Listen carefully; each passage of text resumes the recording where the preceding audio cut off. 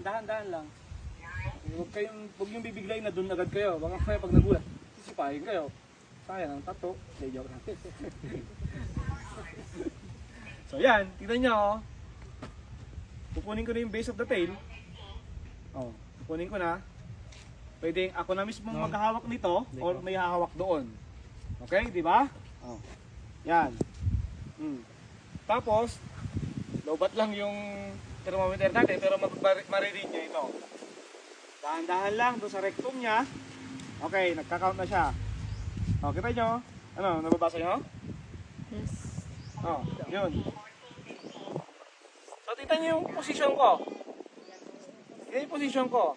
Pagka, once na maramdaman kong parang sisipa siya, ay, tatakbo ako papunta ron.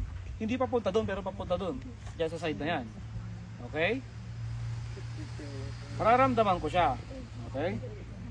So, ganyan lang. So, sa pagkuha ng rectal temp, mas magandang ang gamitin nyo ay yung mga ganito, digital na. Okay? Kaysa, ayan. Reading.